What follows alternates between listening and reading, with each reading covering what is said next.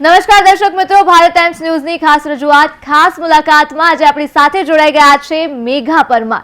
ખાસ મુલાકાતમાં મેઘાબેન તમારું હાર્દિક સ્વાગત છે. મેઘાબેન વિશે ઇન્ટ્રો આપું તો તેઓના 1 લાખથી વધુ ફોલોવર્સ છે. ઓવરઓલ સોશિયલ મીડિયામાં એક્ટિંગ અને ડાન્સિંગ ફિલ્ડમાં તેઓ પોતાનું કરિયર જમાવી રહ્યા છે અને તમને જાણીને નવાઈ લાગશે, માત્ર 4 થી 5 વર્ષ જેટલા ટૂંકા ગાળામાં જ તેઓએ સફળતા મેળવી લીધી છે.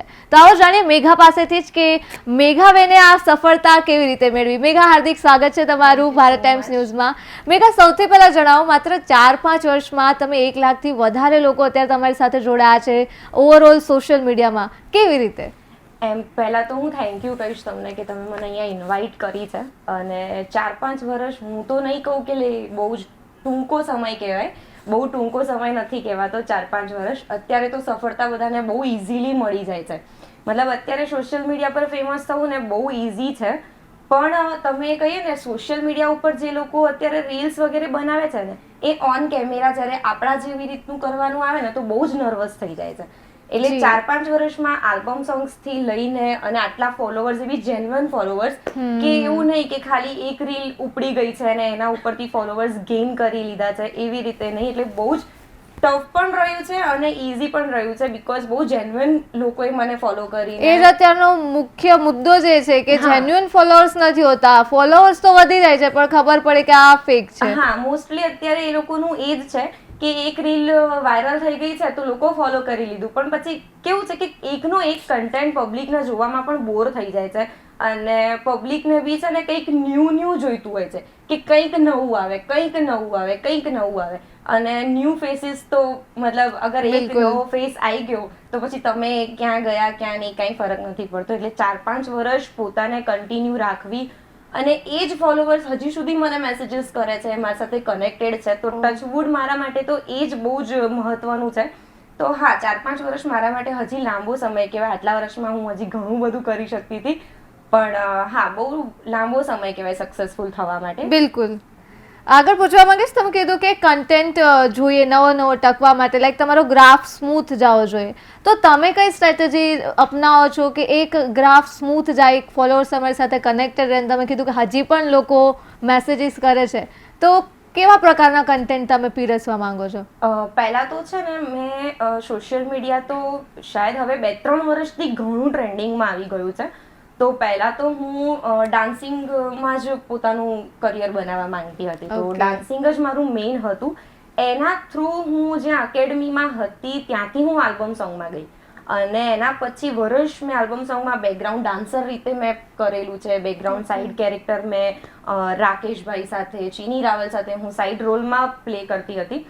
અને એના થ્રુ ટિકટોકમાં પછી હું વિડીયોઝને બનાવવા લાગી ને એમાં મારું વધારે વાયરલ એક કેસ બન્યો હતો એક છોકરીનો, આઈ થિંક રેપ કેસ કંઈક હતું, અને એના થ્રુ હું બોલી હતી. અને એ ટાઈમ ઉપર મારું ઘણું લોકોએ ઘણું વાયરલ કરેલું ને કે હા, એક છોકરી થઈને એક છોકરી વિશે બોલે છે અને આ વસ્તુને પ્રેઝન્ટ કરવી, એ બી ગુજરાતમાં. તો બહુ જ મારું એ થ્રુ આગળ આવી ગઈ હતી હું. યાદ હશે શું, મતલબ એ વિડીયોમાં તમે શું બોલ્યા હતા? એ વિડીયોમાં એવું હતું કે રેપ કેસનું હતું અને એ જ વખતે એક લવ મેરેજનું કે મતલબ હિન્દુ અને મુસ્લિમનું બહુ જ વાયરલ થયું હતું કે એ લોકોએ મેરેજ કર્યા હતા. તો હું એ બોલી હતી કે આપણો જે સમાજ છે ને એ મતલબ 100 રેપ કેસ હશે ને એના ઉપર કાંઈ સ્ટેન્ડ નથી લેવાય, પણ લવ મેરેજની વાત હશે ને તો આ હિન્દુ છે, આ મુસ્લિમ છે, આ કાસ્ટ છે, આ પેલી કાસ્ટ છે, એ બધામાં તો આપણો સમાજ પૂરેપૂરો મતલબ એમાં તો ટિપ્પણી કરવામાં આગળ આવશે પડે. તો હું એ રિગાર્ડિંગ બોલી હતી કે અગર આપણે આટલું જ ફોકસ લવ મેરેજમાં આપીએ છીએ ને એનાથી વધારે ફોકસ ગર્લ્સની સેફટી માટે, એને આગળ લાવવા માટે, આજે રેપ કેસીસ આપણા સમાજમાં આપણા વચ્ચે થઈ રહ્યા છે એના ઉપર ફોકસ કરીએ ને તો ક્યાંનું ક્યાંય આપણું પહોંચી શકે છે. તો આ રિગાર્ડિંગ હું બોલી હતી અને ઘણા લોકોએ મને એમાં બહુ જ સારો સપોર્ટ કરેલો અને ત્યારથી હું થોડું જાણીતી બની હતી. ઓકે, તો મેઇન તમારો એ ત્યાંથી પિકઅપ પોઈન્ટ હતો જ્યાંથી તમે. Okay, great. તમે આટલા ફોલોઅર્સ રાખો છો, મોસ્ટલી આપણે ટ્રોલર્સનો સામનો કરવો પડતો હોય છે. જેના ફોલોઅર્સ હોય એની સામે ટ્રોલર્સ હોય જ છે. શું કરો જ્યારે તમે કમેન્ટ્સ વાંચો? આટલી બધી તૈયારી કરીને તમે જ્યારે કંઈક કન્ટેન્ટ રેડી કરો, એ મહેનત આપણે જ જાણતા હોઈએ, પણ એક કમેન્ટ એવી આવી જાય કે આ બધું જ મોટિવેટ આમ ડાઉન થઈ જાય તો ત્યારે શું કરો તમે? આમાં કેવું છે, મને તો ટ્રોલિંગ એટલે શું ને પહેલા તો ખબર જ નથી. આમાં કેવું છે કે હું જ્યારે સ્ટાર્ટિંગમાં આવી ને તો લોકોએ મને બહુ જ સપોર્ટ કર્યો. પછી મારા લુક્સ રિગાર્ડિંગ, મારી એક્ટિંગ સ્કિલ્સ રિગાર્ડિંગ, મારા આલ્બમ સોંગ્સને બી ઘણો પ્રેમ આપ્યો. બટ જ્યારે હું મારા કરિયરની પીક ઉપર આવી ને ત્યારે મેં મેરેજ કરી લીધા હતા અને મેરેજના જ 1 યરમાં મારે પ્રેગ્નન્સી મેં પ્લાન કરી લીધી હતી. તો ઓફકોર્સ એક લેડીઝની લાઈફમાં છે ને પ્રેગ્નન્સી પછી એની બોડીમાં ઘણા બધા ચેન્જીસ આવે જ છે. બિલકુલ. તો મને ટ્રોલિંગ છે ને મારા પ્રેગ્નન્સી પછી ફેસ કરવામાં આવી કે મેં મારો કોન્ફિડન્સ ક્યારેય નહીં છોડ્યો. હું ઓવરવેઇટ હતી, હું કંઈક 85 કિલો મેં ગેઇન કર્યું હતું આફ્ટર બેબી. તો 3 મંથ્સનું મારું બેબી હતું અને ફરી હું શૂટ લાઈનમાં કન્ટિન્યુ કર્યું. મેં રીલ્સ વગેરે સ્ટાર્ટ કર્યું, મેકઅપ વગેરે. મારો કેમેરો નહોતો છૂટતો મારાથી. તો મને એમ કે બહુ જ ગંદી વલ્ગર કમેન્ટ્સ કહીએ ને કે બોડી પાર્ટ્સ ઉપર કમેન્ટ્સ કરવા કે આવી છે તેવી છે. પણ ત્યાં મને ગર્લ્સે વધારે સપોર્ટ કર્યો કે આટલા વેઇટ સાથે તમે આટલા કોન્ફિડન્ટલી પ્રેઝન્ટ કરો છો તો અમને બી કોન્ફિડન્સ આવે કે અગર આ વેર કરી શકે છે તો હું પણ વેર કરી શકું છું. બિલકુલ. તો મને ટ્રોલિંગ તો મારા બોડી વેઇટ ઉપર, પછી કે તું પહેલા કેવી લાગતી હતી હવે કેવી લાગે છે, મારા લુક્સ ઉપર, તો ઓફકોર્સ ચેન્જીસ આવવાના છે. પણ એ પછી મેં બહુ જ સિરિયસલી લીધું ને બહુ જ ટફ પડે જ્યારે તમે વાંચો ને તમારા વિશે કે એ લોકો જાણતા નથી તમારા લાઈફમાં શું ચાલે છે, શું નથી ચાલતું. એ લોકોને કાંઈ આઈડિયા નથી અને મોઢા ઉપર કોઈ કહેવા નહીં આવે. બધા ખાલી છે ને મોબાઈલમાં, અને પણ ફેક આઈડીમાંથી અગર એમનામાં એટલા ગર્ડ્સ હોય ને તો એ આપણને ડાયરેક્ટ મેસેજ કરે કે ભાઈ તું આવી લાગે તેવી લાગે. પણ એ લોકોના પાસે, અને એ લોકો જે લોકોને આ ફિલ્ડમાં આવું છે પણ એ લોકો કંઈ કરી નથી શકતા, એમનામાં કોઈ ટેલેન્ટ નથી, એ લોકો જ આ બધી બકવાસ કરે. બાકી જે રિયલમાં સમજે છે સ્ટ્રગલ એ લોકો તો અત્યારે પણ સપોર્ટ કરે જ છે. તો પછી મેં મારા બોડી વેટના લૂઝ કરો ને અત્યારે એ જ લોકો મને કહે છે તમે કેવી રીતે વેટ લૂઝ કર્યો, અમને થોડી ટિપ્સ આપો, અમને ઇન્સ્પિરેશન મળે છે. તો મેં એ જે મારું ટ્રોલિંગ હતું ને અત્યારે મેં પૂરેપૂરું બંધ કરી દીધું છે. હવે મારે ટ્રોલિંગનો સામનો નથી કરવો પડતો. પણ જ્યારે એ તમે કમેન્ટ્સ વાંચો તો પછી ત્યારે તમે કેવી રીતે હેન્ડલ કર્યું? અરે મતલબ કોઈ તમને એમ કે નહીં આ વસ્તુ તે વેર કરી છે, નહીં તારા પર સારી લાગી, તો મિરરમાં છે ને તમારો કોન્ફિડન્સ જ ડાઉન થઈ જાય. બહુ હર્ટ ફીલ થાય કે ભાઈ તમે છો કોણ મને કહેવા વાળા? ફોન મારો, રીલ્સ મારી, હું કરું છું શૂટ, તમને નથી ગમતું તમે સ્ક્રોલ કરી લો, તમે જતા રહો. પણ બહુ જ ડિમોટિવેશન થાય. પણ એક બાબતે એમાં એવું હતું કે મારા હસબન્ડ કે ક્યારે એ બાબતે મને ફૂલ સપોર્ટ છે કે બુક્સ નહીં જોવાનું, તું કન્ટેન્ટ સારા આપીશ, આજ નહીં તો કાલ. લાઇક્સ અને ફોલોવર્સ મારો ગોલ નથી. મારો ગોલ એ છે કે હું બહાર નીકળું ને મને કોઈ એક વ્યક્તિ એવું કહે ને કે હું તમારાથી ઇન્સ્પાયર થઈ છું, યા મેં તમને અહીંયા જોયા હતા, મને તમે ગમો છો, તો એ મારા માટે બધું જ છે કે હા મારું સક્સેસફુલ ગયું, મારી મહેનત સફળ થઈ. તો હું એના ઉપર જ ફોકસ કરું છું. ફોલોવર્સ અને લાઇક્સથી મને ફરક નહીં પડતો. વાહ. ઓકે, આગળ પૂછીશ. જ્યારે ક્યારેક એવું થાય કે ટ્રોલર્સને એ તો છે જ, પણ ઘણીવાર ઇવન મેં તમારું પ્રોફાઇલ હું જોઈ રહી હતી, પ્રોફાઇલમાં પણ અમુક વિડીયોઝ એવા છે કે જે ઇમોશનલ છે.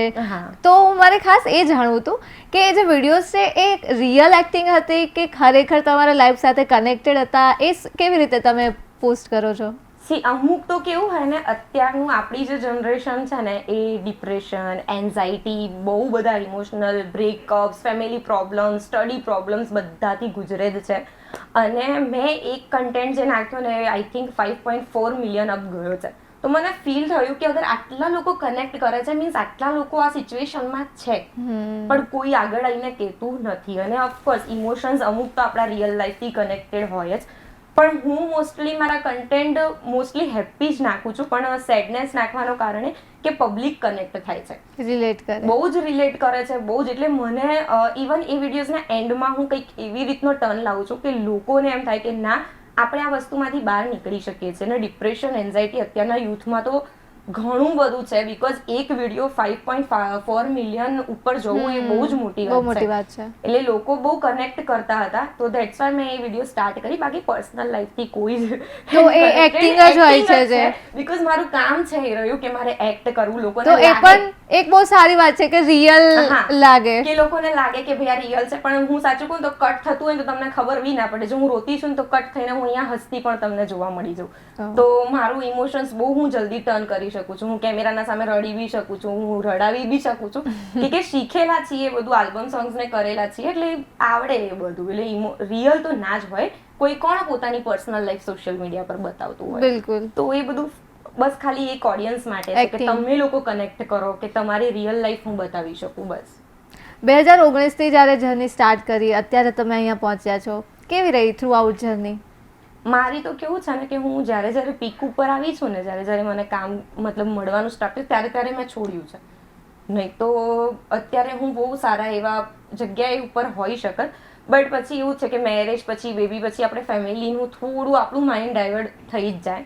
એટલે 2019માં ટિકટોકથી લઈને હું વાત કરું ને તો ઇન્સ્ટાગ્રામ સુધીની જર્ની મારી તો બહુ જ સારી ગઈ છે. અને ટચવુડ મને આલ્બમ સોંગ્સ બી ઘણા એવા સારા મળ્યા છે, જેમ કે આપણે જિગ્નેશ કવિરાજ, કાજલ મહેરિયા, યુવરાજભાઈ, એ બધા સાથે મેં વર્ક કરેલું છે.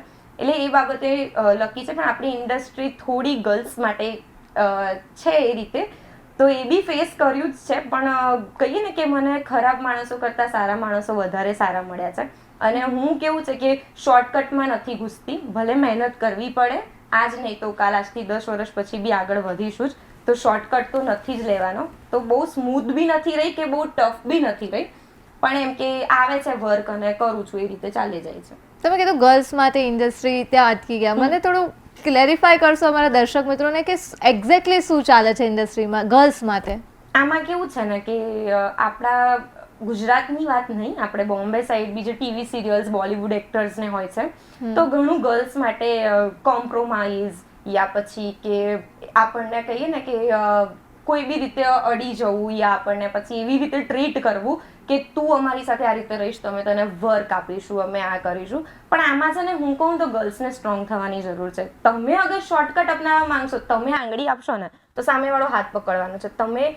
હું મોસ્ટલી શૂટમાં છે ને એક સ્ટ્રોંગ પર્સનાલિટી બનીને રહું કે મારો કટ પત્યો ને પછી હું મારી જગ્યાએ હોઈશ, કોઈ મારી સાથે મારા અરાઉન્ડ નહીં. જેને હું ઓળખું છું એ લોકો સાથે બેસું છું, કરું છું. હું જે કરું છું એ એક્ટિંગ કરું છું. એનામાં કટ લાગી ગયો પછી તમે કોણ છો, હું કોણ છું, આઈ ડોન્ટ કેર.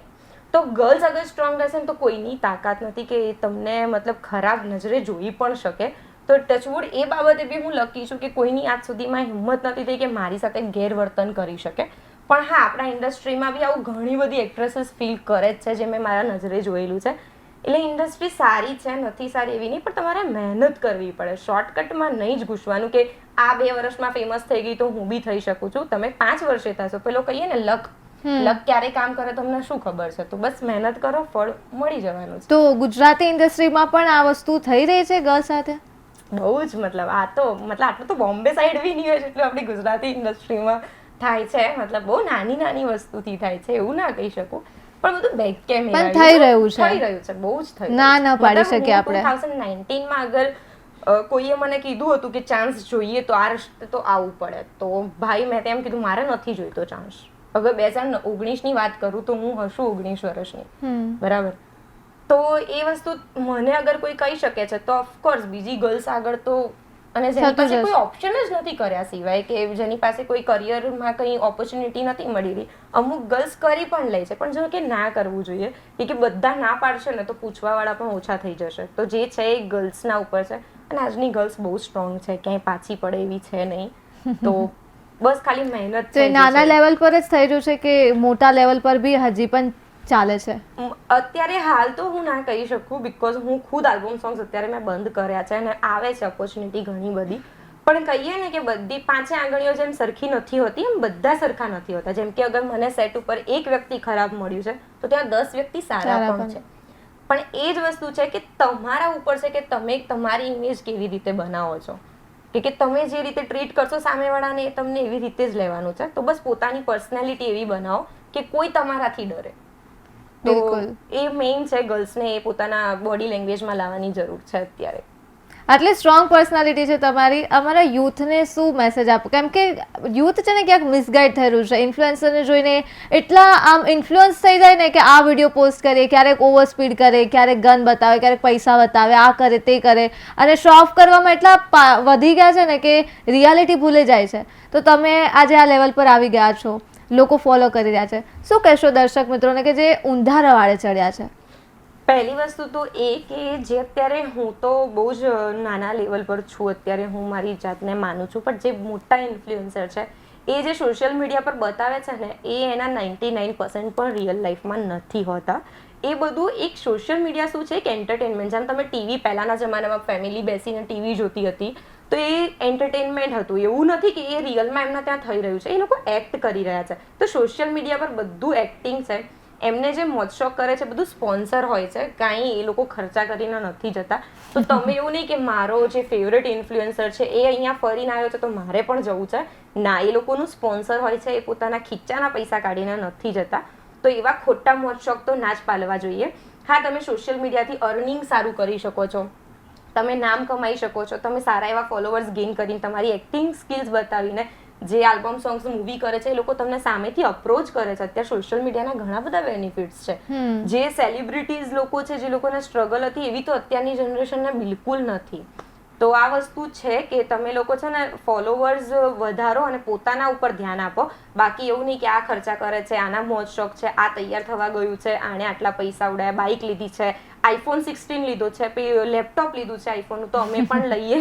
આ બધું ખોટું વેસ્ટ ઓફ મની છે. પેલું કહીએ ને, જેટલી ચાદર હોય ને એટલા જ પગ પસાર કરાય. તો અત્યારે એ વસ્તુ છે કે ભેગું કરો, આગળ ફ્યુચરમાં કામ આવશે. સોશિયલ મીડિયા લાઈફ ટાઈમ માટે નથી. બિલકુલ. થેન્ક યુ મેઘા, અમારી સાથે જોડાયા અને ખૂબ સુંદર ચર્ચા કરી તે બદલ. તો દર્શક મિત્રો, આપણે આજે મેઘા સાથે વાત કરી અને તેમની જર્ની વિશે માહિતી મેળવી. ફરી એકવાર નવા ગેસ્ટ સાથે, નવા વિષય સાથે નવી ચર્ચા કરીશું ખાસ મુલાકાતમાં. ત્યાં સુધી જોતા રહો ભારત ટાઈમ્સ ન્યૂઝ.